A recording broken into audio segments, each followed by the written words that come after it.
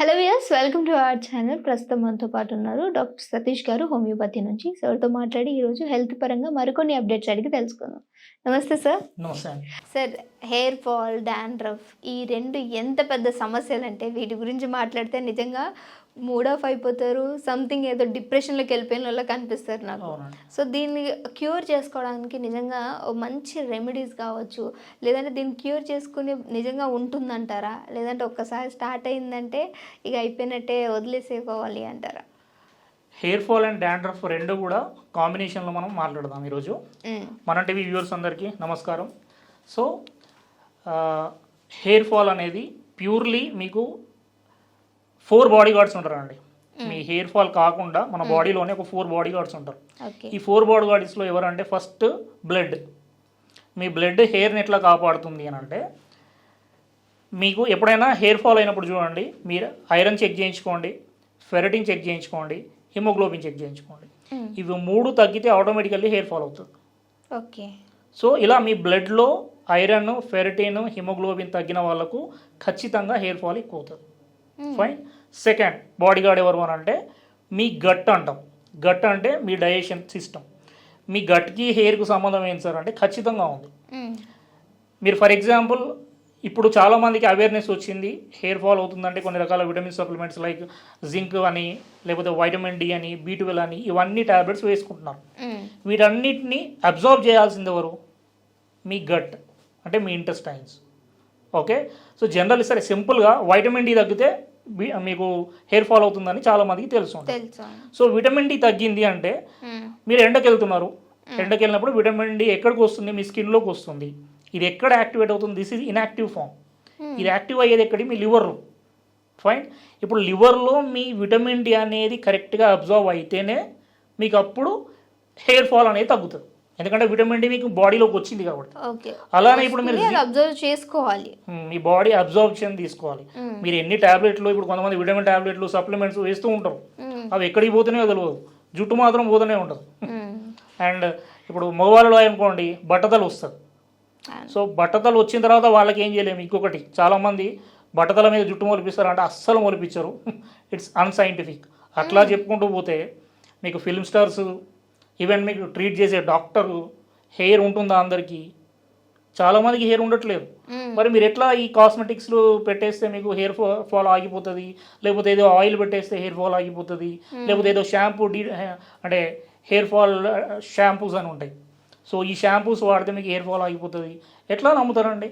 మీకు ఇంటర్నల్గా రూట్ను మీరు హెల్దీ చేయకుండా ఎంతసేపు పైన అప్లై చేసుకుంటూ పోతే అవి ఏం చేస్తాయి? మీకు డాండ్రఫ్ ఉంటే సరే పైన ఏదో ఆయిలో లేకపోతే ఏదో షాంపూనో పెట్టారు, అది ఒక రోజు క్లీన్ చేస్తుంది, రెండో రోజు క్లీన్ చేస్తుంది. కానీ మీరు అలానే ఎక్కువ షాంపూస్ ఇవి చేసుకుంటూ పోతే స్కాల్ప్ డ్రైనెస్ స్టార్ట్ అయిపోయి then it is turned as your dandruff. Dandruff అంటే ఏం లేదు, మీకు అలర్జిక్ డాండ్రఫ్స్ ఉంటాయి. నార్మల్ స్కాల్ప్ డ్రై అవ్వడం వల్ల కూడా డాండ్రఫ్ వస్తుంది. ఓకే. ఇంతకుముందు చెప్పిన డీహైడ్రేషన్ వల్ల కూడా మీకు డాండ్రఫ్ వచ్చే ఛాన్స్ ఉంటుంది. సో ఇప్పుడు ఈ స్కాల్ప్ డాండ్రఫ్ గురించి మాట్లాడుతున్నాం కాబట్టి డాండ్రఫ్లో కూడా చాలా రకాలు ఉంటాయి. ఇప్పుడు ఒక 2 నెలలు 3 నెలల వరకు మీకు డాండ్రఫ్ కంటిన్యూస్గా వస్తుంది అని అంటే ఇట్స్ ఓకే. మీరు ఏదో హోమ్ టిప్సో లేకపోతే హోమ్ రెమెడీసో జనరల్గా ఏవో వాడుకుంటే కొంతమందికి తగ్గుతుంది, ఫైన్. కానీ కొంతమందికి ఏమవుతుందంటే 3 నెలల కంటే ఎక్కువగా మీ స్కాల్ప్ అంతా డ్రై అయిపోవడము, రెడ్గా మారిపోవడము, ప్యాచెస్ లాగా మారిపోవడము, ఈవెన్ ఐబ్రోస్లో కూడా మీకు ఈ పౌడర్ లాగా అంటే లైక్ కొంతమంది పౌడర్ అంటారు, కొంతమంది డాండ్రఫ్ అంటారు. సో ఇది మీకు ఐబ్రోస్లో కూడా కనపడము. These are indicating your not only ఈ డ్రైనెస్ అని కాదు, అలర్జిక్ రియాక్షన్స్ ఇవి.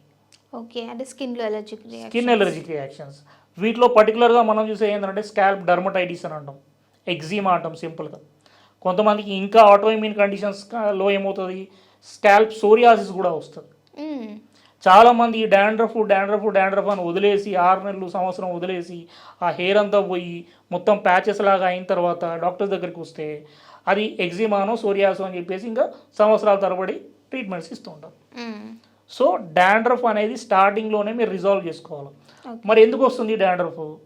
ఒమేగా-3 ఫ్యాటీ యాసిడ్స్ తగ్గినప్పుడు వస్తుంది, వైటమిన్ డి తగ్గినప్పుడు వస్తుంది, మీకు ఈవెన్ ఇంతకుముందు చెప్పినట్టు స్కిన్ డ్రై అంటే డిహైడ్రేషన్ వల్ల వస్తుంది. ఇవన్నీ కూడా రీజన్స్. విటమిన్ సి తగ్గడం వల్ల వస్తుంది. ఓకే. సో ఇవన్నీ వచ్చినప్పుడు నిజంగా సార్ మెడికల్గానే టాబ్లెట్స్ యూస్ చేస్తూనే తగ్గించుకోవచ్చు అంటారు ఇవి? నేను ఇప్పుడు టాబ్లెట్స్ యూస్ చేయొద్దని చెప్తున్నా యాక్చువల్లీ. నేను ఇప్పుడు మాట్లాడేది మీకు 4 బాడీ గార్డ్స్ అని చెప్పాను. అవును. ఫస్ట్ బాడీ గార్డ్ ఎవరు? మీ బ్లడ్ ఇంత ముందు చెప్పినట్టు. సో ఐరన్, ఫెరిటిన్, హిమోగ్లోబిన్ పెంచుకోవాలి. దీనికి మెడిసిన్ కాదు కదా, దీస్ ఆర్ సప్లిమెంట్స్. ఐరన్, మీకు ఐరన్ రిచ్ ఫుడ్ తినండి, అయిపోయింది కదా అక్కడ, మళ్ళీ మీకు మెడిసిన్ ఎందుకు? అంటే కొంతమంది ఏం చేస్తూ ఉంటారంటే హెవీగా తీసుకుంటారు. ఇప్పుడు ఐరన్ ఫుడ్స్ తీసుకోమన్నారని ఏకదంగా మొత్తం ఐరన్ ఫుడ్డే తీసుకుంటారు. అలా ఓవర్ డోస్ అయినా కానీ దాన్ని ఏమైనా రియాక్షన్ వేరే అవుతుంది అంటారు కదా సార్? ఇప్పుడు మీరు కరెక్ట్ క్వశ్చన్ అడిగారు, లైన్లోకి వచ్చారు. ఇప్పుడు మీరు ఫస్ట్ క్వశ్చన్కి సెకండ్ బాడీ గార్డ్ అని చెప్పాను మీకు. మీ గట్ అబ్జార్ప్షన్ అని చెప్పాను. మీరు ఐరన్ తీసుకుంటున్నారు, బాగానే ఉంది. లేదు సప్లిమెంట్స్ తీసుకుంటున్నారు, ఫుడ్ ద్వారా తీసుకుంటున్నారు. ఇదంతా కూడా మీ బాడీ అబ్జార్బ్ చేయాలి ఫస్ట్. మీరు తీసుకుంటే ఎక్కువైపోతుందా అనుకుంటున్నారు. ఎక్కువైపోయిందంతా కూడా ఏమవుతుంది, మీ బ్లడ్ డిటాక్సిఫికేషన్ చేసేస్తుంది. ఓకే. సో ఎక్కువ కూడా కాదు, మీకు అబ్జార్బ్ అవ్వట్లేదు first thing. So dietary food ద్వారా వచ్చింది మ్యాక్సిమం మీకు ఎక్కువ అవ్వదు. ఓకే. మీకు సప్లిమెంటేషన్ ద్వారా, ఓవర్ సప్లిమెంటేషన్ ద్వారా తీసుకుంటే మాత్రమే అది రియాక్షన్ ఎక్కువ అయిపోతాయి. ఓకే. సో దానివల్ల మళ్ళీ వేరే డిసీజ్ వస్తాయి, అది పక్కన పెడతాము. ఇప్పుడైతే మీకు ఓన్లీ ఫుడ్ ద్వారా మాత్రమే ఇవన్నీ కంట్రోల్ చేసుకోండి మీరు. నేను ఎప్పుడు కూడా హెయిర్ ఫాల్కి ట్రీట్మెంట్ ఇస్తా అని చెప్పను. ఫైన్. ఎందుకంటే హెయిర్ ఫాల్ మగవాళ్ళలో తగ్గడం అనేది 40% కేసెస్ కూడా సక్సెస్ రేట్ ఉండదు. అంత ఆడవారిలో సార్? ఆడవాళ్ళలో 90% సక్సెస్ రేట్ ఉండదు. బికాజ్ ఎందుకంటే ఆడవారిలో ఏంటంటే పర్టికులర్గా హెయిర్ ఫాల్ మీకు due to hormonal changes, estrogen dominance వల్ల, ప్రొజెస్ట్రాన్ ఫ్లక్చువేషన్స్ వల్ల, కొంతమందికి ప్రొలాక్టిన్, ఇట్లా ల్యూటనైజింగ్ హార్మోన్, కొన్ని ఫిమేల్ హార్మోన్స్ ఉంటాయి. ఈ ఫ్లక్చువేషన్స్ వల్ల, పీరియడ్స్ ఇర్రెగ్యులారిటీస్ వల్ల, అండ్ పీసీఓఎస్ అని అంటాం, పాలిసిస్టిక్ ఓవేరియన్ సిండ్రోమ్, వీటి వల్ల, అండ్ థైరాయిడ్. ఈ థైరాయిడ్ వల్ల చాలామందికి హెయిర్ ఫాల్ ఉంటుంది. సో వీళ్ళకి ఏంటంటే ఇవి ట్రీట్ చేసుకుంటే ఆటోమేటికల్లీ మీ హెయిర్ ఫాల్ అనేది తగ్గిపోతుంది. సో ఫిమేల్స్లో ట్రీట్ చేయడం ఈజీ, మగవాళ్ళకు ట్రీట్ చేయడం చాలా కష్టం. నేను అందుకోసమే హెయిర్ ఫాల్ కేసెస్ మగవాళ్ళకి ఎక్కువగా తీసుకోండి. ఓకే. ఫిమేల్స్ అయితే ఖచ్చితంగా మనకు ఇంప్రూవ్మెంట్ ఉంటుంది. ఓకే. ఫర్ ఎగ్జాంపుల్ తీసుకునే ఫుడ్లో ఏమేమి చేంజెస్ తీసుకోవాలి, ఏమి యాడ్ చేసుకోవాలి అంటారు? మీరు సరే ఫుడ్లో మీకు ఐరన్ రిచ్ ఫుడ్ తీసుకోవాలి, ఇంతకుముందు చెప్పినట్టు. అంటే బీట్రూట్ కానీ, క్యారెట్ కానీ, ఇవి రెగ్యులర్గా తీసుకోవాలి. ప్రోటీన్ ఫుడ్ ఎక్కువ తీసుకోవాలి. ప్రోటీన్స్ అంటే ఏంటి, సింపుల్గా ఎగ్ వైట్ కూడా ప్రోటీనే. లేదు వెజిటేరియన్స్ అనుకోండి, రాజ్మా కానీ, శనగలు కానీ, పప్పు దినుసులు కానీ, ఆకుకూరలు కానీ, వీటిల్లోంచి మీకు ఈవెన్ పన్నీర్ కానీ, ఇవన్నీ ప్రోటీన్ ఫుడ్సే. నాన్ వెజ్ అయితే ఈజీ, మీకు చికెన్ కానీ, చికెన్లోంచి ప్రోటీన్ వస్తుంది, ఎగ్స్లోంచి ప్రోటీన్ వస్తుంది, అండ్ మీకు ఎల్లోలోంచి గుడ్ ఫ్యాట్ వస్తుంది. చాలామందికి ఇంకో డౌట్, ఎగ్లో ఎల్లో తినొచ్చా లేదా? ఖచ్చితంగా తినాలి, ఎందుకంటే దానిలో హెల్దీ ఫ్యాట్ అది. సో అది తింటే మీకు ఇంకా ఫ్యాట్ ఉన్న వాళ్ళు ఆపేయాలంటారా? అది ఫ్యాట్, ఇక్కడ ఫ్యాట్ గురించి మాట్లాడితే మనకి ఇంకా పెద్ద సబ్జెక్ట్ అయిపోతుంది. Fat is good fat and bad fat రెండు ఉంటాయి. ఓకే. గుడ్ ఫ్యాట్ అనేది ఏంటంటే మీకు ఎల్లో వైట్లోంచి వస్తుంది, ఘీలోంచి వస్తుంది, ఆవు నెయ్యిలోంచి మీకు హెల్దీ ఫ్యాట్ వస్తుంది. ఇవి రెండు హెల్దీ ఫ్యాట్స్. మీరు అనుకుంటారు మీ బాడీలో ఆల్మోస్ట్ 60% ఫ్యాట్ మీ బాడీలోనే ప్రొడక్షన్ అవుతుంది. Okay. Our body is made with fat only, it's a good fat. మనం ఏం చేస్తున్నాము ఇప్పుడు, చెడ్డ ఫ్యాట్ గురించి అంటున్నాం కదా. అంటే ఎల్లో తింటే ఏమో అయిపోతుంది, ఎల్లో తింటే ఏం కాదు. మీరు రైస్ రెగ్యులర్గా ఎక్కువ తీసుకోవడము, అంటే కార్బోహైడ్రేట్స్ అంటున్నాం. కార్బోహైడ్రేట్స్ అంటే రైస్ కావచ్చు, చపాతీ, దోశ, ఇడ్లీ, ఇవి ఏవి అయినా కార్బోహైడ్రేట్స్ కింద తీసుకుంటాం. ఇవి రెగ్యులర్గా మల్టిపుల్ టైమ్స్ స్నాకింగ్ ఎక్కువ చేయడం వల్ల ఇవి చెడ్డ ఫ్యాట్ కింద కనబడతాయి. మనం ఏం చేస్తామంటే ఎల్లో తినండి అంటే భయపడతాము, రైసు, చపాతీ, దోశ, ఇడ్లీ, సాంబార్ అన్నీ తినుకుంటూ పోతాం, పిజ్జాలు, బర్గర్లు. ఇవి మీకు చెడ్డ ఫ్యాట్. ఓకే. ఇవన్నీ చేంజ్ చేసుకుంటే మీకు ఖచ్చితంగా ఈ హెయిర్ ఫాల్ తగ్గుతుంది. అండ్ ఇంకొకటి థర్డ్ బాడీ గార్డ్, మన 2 బాడీ గార్డ్స్ గురించి మాట్లాడినాం. థర్డ్ బాడీ గార్డ్ ఎవరంటే మీ స్ట్రెస్ అన్నమాట. స్ట్రెస్ ఎక్కువైపోయినప్పుడు ఆటోమేటికల్లీ మీ బ్లడ్ అనేది, బ్లడ్లో జింక్, ఐరన్ ఇవన్నీ కూడా తగ్గిపోతాయి. ఎందుకంటే కార్టిజాల్ లెవెల్స్ పెరుగుతాయి. మీకు ఎప్పుడైతే మీ బ్రెయిన్లోంచి కార్టిజాల్ లెవెల్స్ ఎక్కువ రిలీజ్ అయినప్పుడు, స్ట్రెస్ ఎక్కువైనప్పుడు, అంటే ఫర్ ఎగ్జాంపుల్ ఆఫీస్ ప్రెషర్ కావచ్చు, ఫైనాన్షియల్ ప్రెషర్ కావచ్చు, ఏదైనా ప్రెషర్ వల్ల మీ స్ట్రెస్ ఎక్కువైపోతున్నప్పుడు ఆటోమేటికల్లీ మీ హెయిర్ ఫాల్ ఎక్కువైపోతుంది. సో ఇక్కడ మీరు కరెక్ట్ చేయాల్సింది ఏంటి, మీ స్ట్రెస్. ఫోర్త్ బాడీ గార్డ్ ఎవరంటే స్లీప్. సో స్ట్రెస్కు న్యాచురల్ మెడిసిన్ ఏంటంటే స్లీప్. ఓకే. నిద్ర ఎవరు కరెక్ట్గా పోతున్నారు ఈ జనరేషన్లో చెప్పండి నాకు. ఛాన్సే లేదు. 1కు ముందు ఎవరైనా పడుకుంటున్నారా? మిడ్ ఏజ్ ఉన్న వాళ్ళు. ఇంకా ఓల్డ్ ఏజ్ ఉన్న వాళ్ళకి ఎట్లా నిద్ర పట్టదో అది పక్కన పెడదాం. చిన్న పిల్లలను కూడా అపార్ట్మెంట్స్లో 10:30, 11 వరకు ఉంటున్నారు. మళ్ళీ మార్నింగ్ లేచి 6:30, 7కి బస్కి వెళ్ళాలి వాడు. నిద్ర ఎట్లా సరిపోతుంది?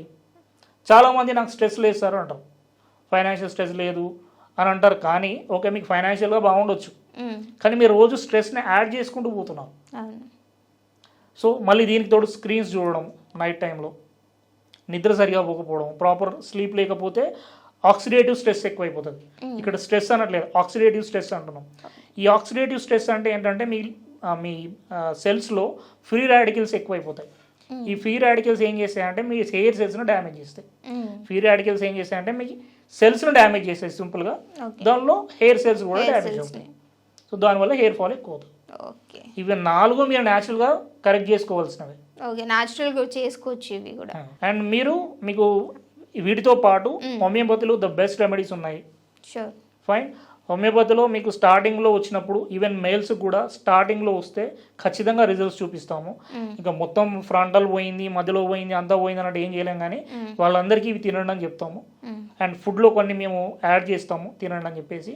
ఫిమేల్స్లో అయితే ఖచ్చితంగా హార్మోనల్ చేంజెస్ ఎక్కడ ఉన్నాయో చూసి వాటిని ట్రీట్ చేస్తాం. Okay, thank you. Thank you.